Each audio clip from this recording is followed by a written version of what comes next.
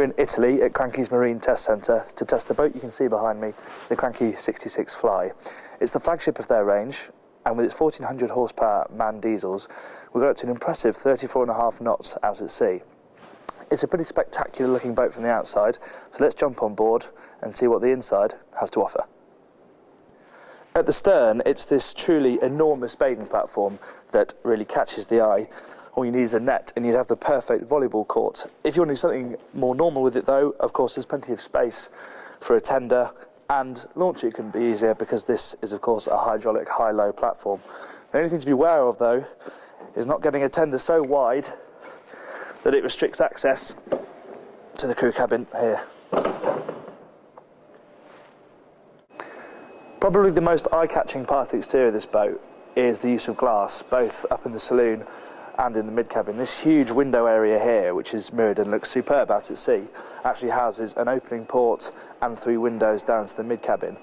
And then these really funky looking windows up in the saloon, although they look compartmentalised because of the slash of GRP, they're actually really big panes. So there's very few blind spots from the helm, and they allow loads of light to get into the interior.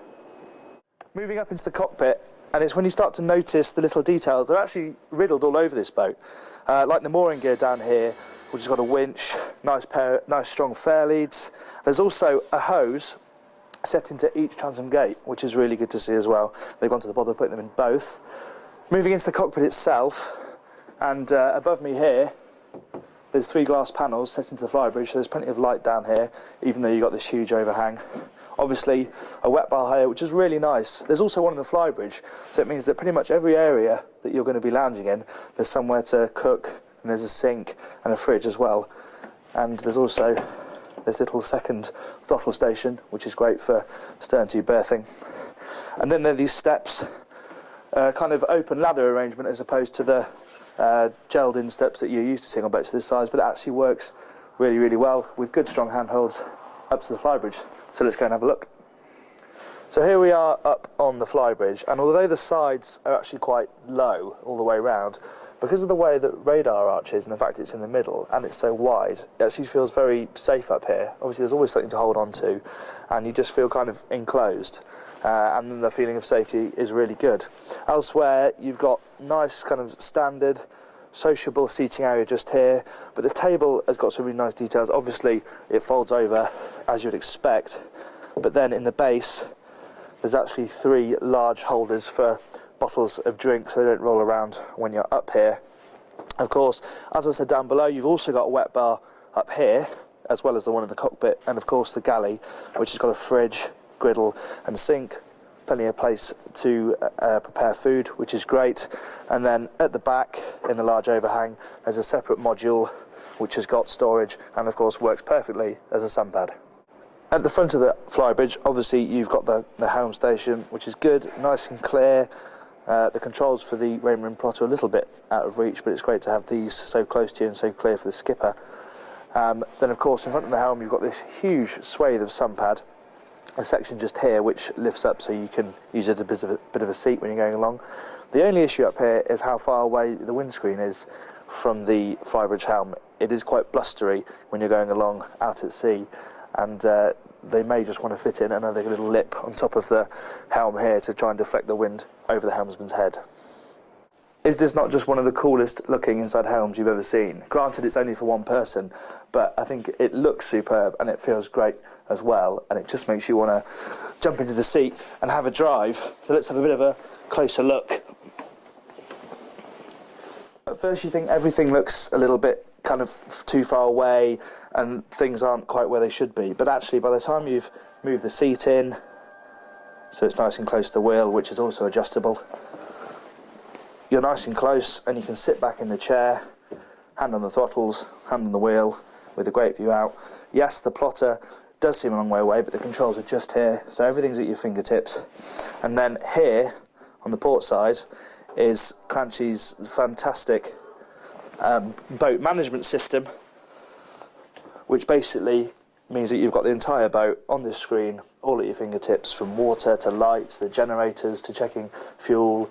Everything is all here, but sensibly they've also created their own little rubberized panel down here, which has got the necessities on it that you're going to need regularly, like the windscreen wipers, lights, bilge pumps. That all comes really easy to hand.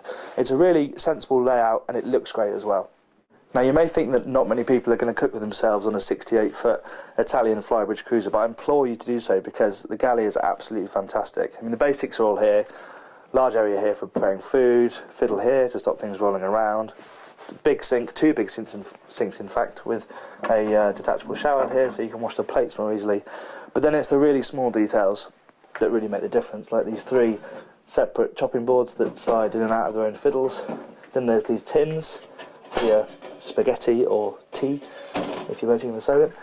And then behind me, something that you would only expect to find on a boat of this nature, there's a little coffee making area with the coffee machine in situ and all the little saucers and cups as well. Really, really lovely stuff. And it doesn't stop there either, because down in these drawers where you'd expect to find the cutlery and the crockery all fiddled, well, there's even more on this boat. Full set of kitchen knives, scissors, nutcracker, everything you could want to prepare your dinner, all here in a nice fiddled drawer. Absolutely brilliant and really good attention to detail.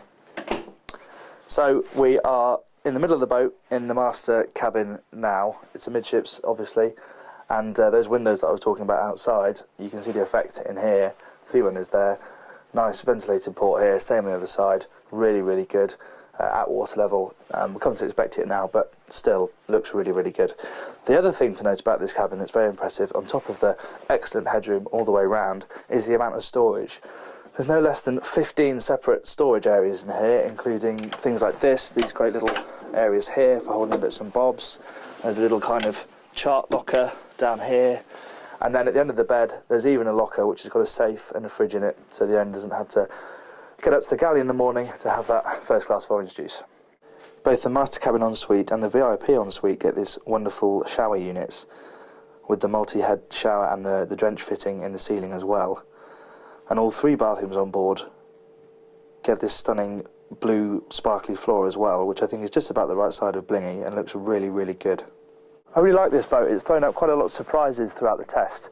From the outside it looks like it may be all mouth and nose trousers with all these crazy angles and mirrored glass, but actually on the inside and throughout the boat there's some fantastic details that you maybe wouldn't expect that make the boat feel really, really special. And I think if you're in the section of the market for a boat like this, it offers some serious food for thought.